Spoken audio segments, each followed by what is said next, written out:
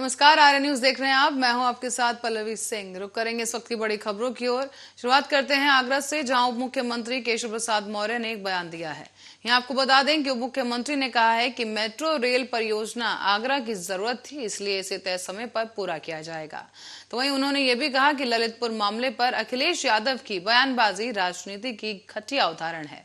अपराध मुक्त प्रदेश बनाने की दिशा में पुलिस अच्छा काम कर रही है और ये भी कहा कि दोषियों और अपराधियों को बख्शा नहीं जाएगा।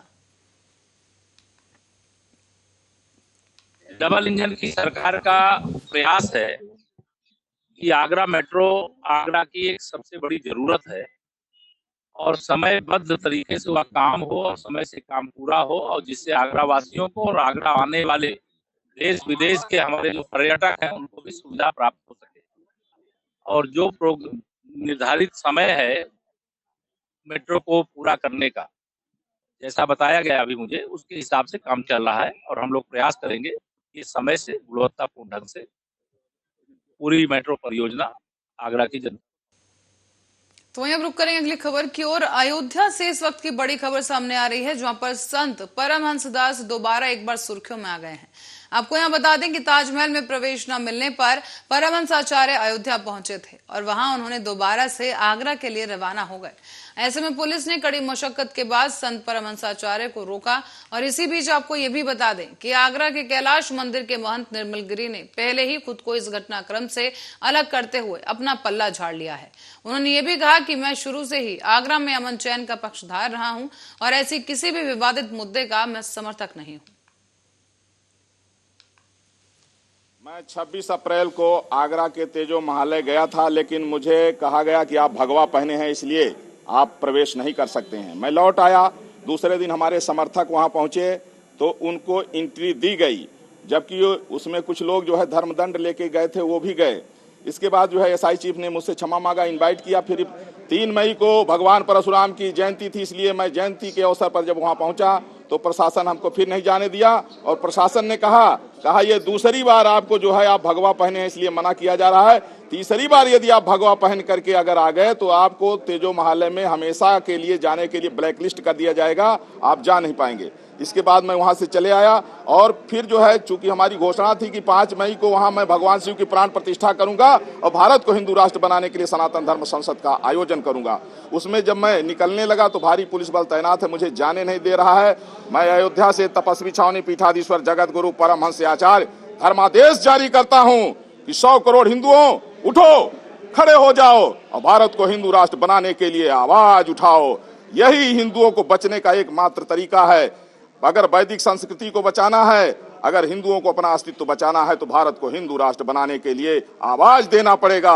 अब इससे अच्छा अवसर नहीं मिलेगा। अगर योगी और मोदी के राज में भारत हिंदू राष्ट्र नहीं बना तो आगे कभी बन नहीं सकता है। और इसके लिए हमारा संघर्ष जारी रहेगा। हम 85% हैं, लेकिन हमारी ये सहिष्णुता है कि 15% हम हमेशा जो है पत्थर चलाते हैं, हमेशा जो है एंटी नेशनल नारा लगाते हैं, लेकिन इसके बावजूद भी हम लोगों ने कभी हथियार नहीं उठाया है। लेकिन अब संवैधानिक दायरे में भारत को हिंदू राष्ट्र बनाने के लिए आज मेरा ये धर्मादेश है और 100 करोड़ हिंदू रोड पर उतरने के लिए तैयार है।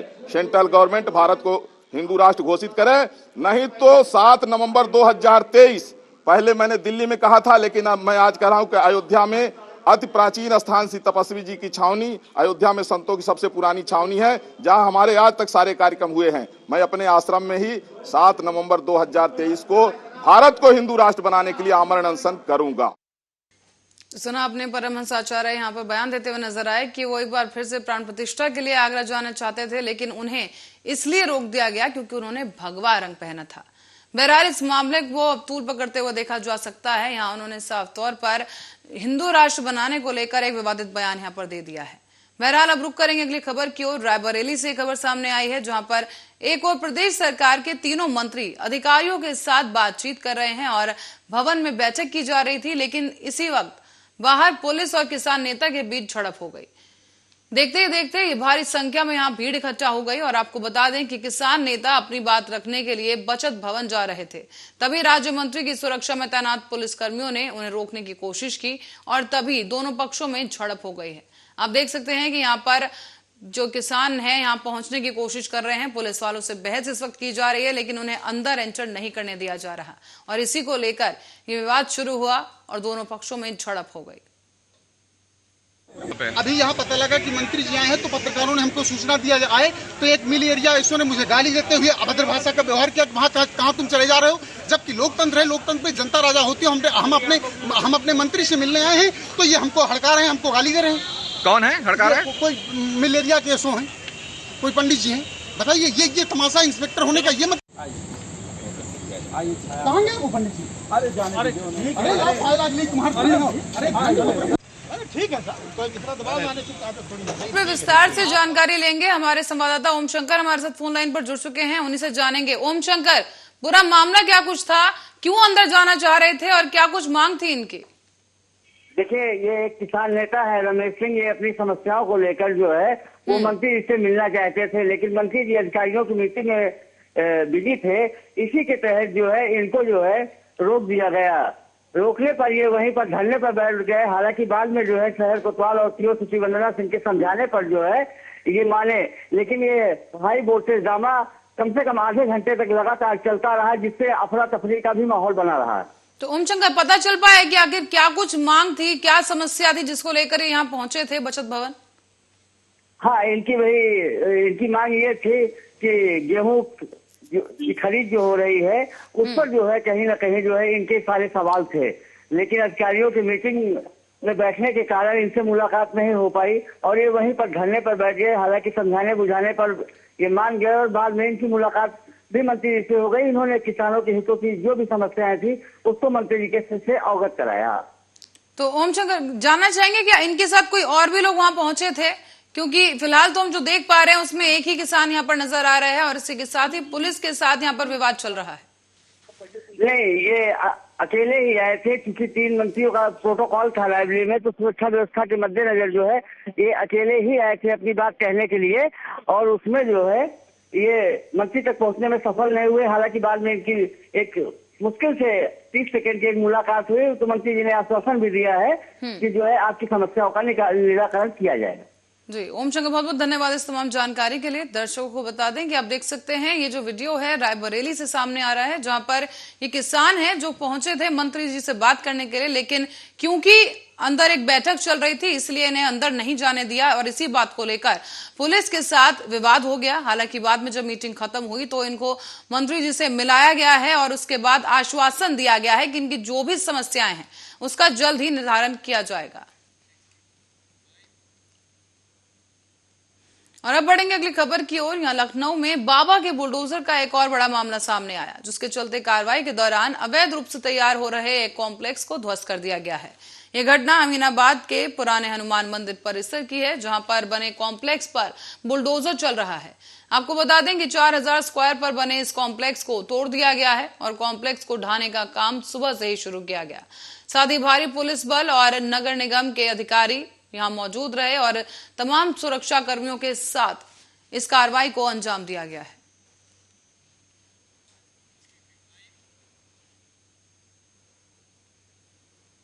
और इसी बीच बदायूं में आधे आने से मौत का कहर देखने को मिला है। आपको बता दें कि दीवार गिरने से यहां एक मासूम समेत 4 लोग घायल हो गए। इसके बाद लोगों ने उनको फौरन ही अस्पताल में भर्ती करवाया, लेकिन डॉक्टर्स ने बच्चे को मृत घोषित कर दिया, जबकि अन्य 3 लोग इस वक्त गंभीर रूप से घायल हैं, जिन्हें अस्पताल में भर्ती कराया गया है और उनका इलाज जारी है। एक लड़का पकड़ई का खत्म हो गया और 3 लोग घायल। वो कहाँ के रहने वाले? एक कटिन्ना बच्चों के जो कटिन्ना के रहने वाले हैं और 2 बच्चे इस्लामगंज के जो घायल हुए हैं। कैसे गिर गई दीवार? दीवार आंधी आने पर गिर गई। कौन से गाँव का? और अब बढ़ेंगे मथुरा की ओर, जहां पर एक महिला के साथ दुष्कर्म की वारदात को अंजाम दिया गया, तो वहीं पीड़ितों ने पड़ोस के ही एक युवक पर आरोप लगाया है। मामला सामने आया है गोवर्धन के भीमनगर से, जहां एक महिला के साथ उसी के पड़ोसी ने पड़ोस के रहने वाले युवक वेद प्रकाश ने अपने घर बुलाकर रेप करने की कोशिश की है। हालांकि पीड़िता का यह कहना है कि आरोपी की हरकत पर जब उसने शोर मचाया तो उसके सास ससुर और पड़ोसी इकट्ठा हुए, जिसके बाद वो अपने पति के साथ शिकायत देकर थाना गोवर्धन पहुंची और अपने साथ हुई घटना की तहरीर दी गई। बहरहाल पुलिस ने तहरीर के आधार पर मामला दर्ज कर जांच शुरू कर दी है। आरोप सही पाए जाने पर आरोपी पर कार्रवाई की जाएगी।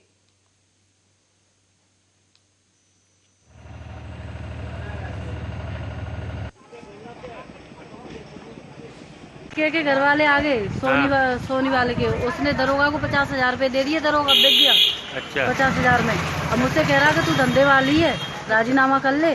अच्छा। तेरा गेम है, तेरा ये है, तेरा वो है, उल्टा सीधा बोलने लग गए मुझसे। अच्छा। मेरे घर वाले को मारने पीटने लग गए। अच्छा। कि तू ऐसे काम करवा रहा है, उल्टे सीधे काम करवा रहा है। हाँ। अब वो लड़के कहाँ हैं अब? मथुरा के ही गोवर्धन तहसील के कस्बा बरसाना में आज पुलिस ने सिटी मजिस्ट्रेट अनिल यादव की मौजूदगी में शराब माफियाओं के खिलाफ कार्रवाई करते हुए अवैध संपत्ति को कुर्की करते हुए जब्त कर लिया है। आप देख सकते हैं भारी पुलिस बल यहां मौजूद है और इसके साथ ही अवैध संपत्ति को कुर्क कर लिया गया है।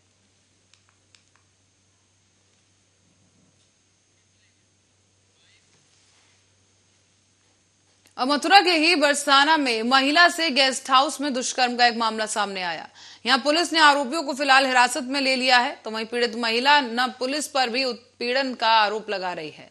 आपको बता दें कि इस पूरी घटना को प्रशासन ने गंभीरता से संज्ञान में लेते हुए सख्त कार्रवाई के निर्देश दिए।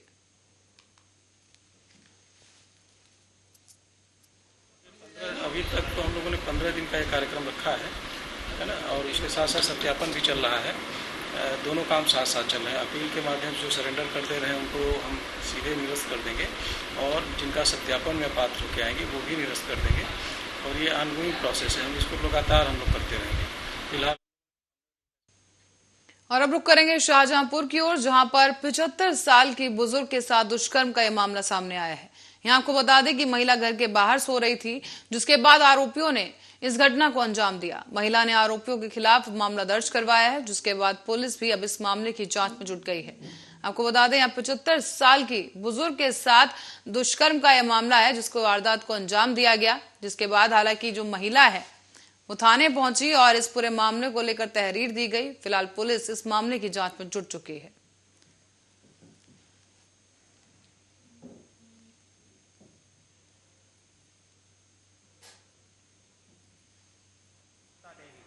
पूरी बात बताइए।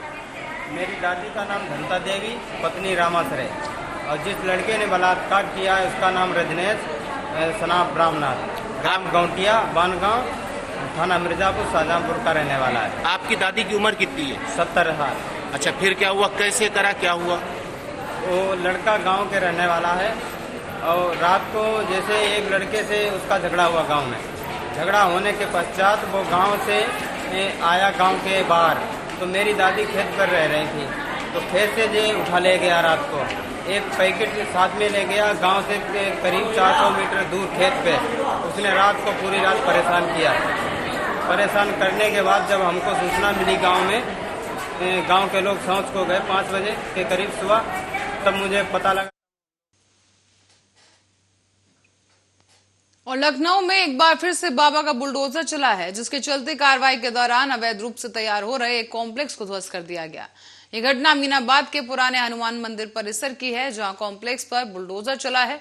बता दें आपको कि 4000 स्क्वायर पर बने इस कॉम्प्लेक्स को ध्वस्त कर दिया गया।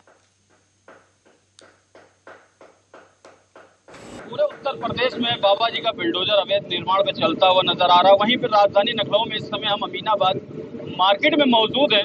मार्केट में पुराना मंदिर है, उसके पीछे की जो जगह है मंदिर की, उसमें कई तरीके से जो है चोरी चुपके अवैध निर्माण कर लिया गया है, और दुकान जो है यहाँ पे पूरी तरीके से मार्केट बना दी गई थी। मगर नगर निगम को सूचना मिलने के बाद अब जो है नगर निगम का बुलडोजर यहाँ पे आ चुका है। आप देख सकते हैं कि नगर निगम के जो बुलडोजर हैं वो पूरी तरीके से इस जगह को तोड़ते हुए नजर आ रहे हैं, तहस नहस करते हुए नजर आ रहे हैं, क्योंकि ये जगह अवैध तरीके से इसमें मार्केट बना दी गई थी।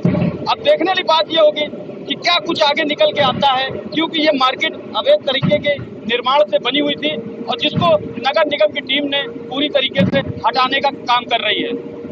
अब देखने वाली बात यह होगी कि क्या कुछ और इन भू माफियाओं के खिलाफ कार्रवाई होती है सरकार की तरफ से, ये भी देखने की बात होगी। राजधानी लखनऊ से आर्या न्यूज से शमशाद आलम।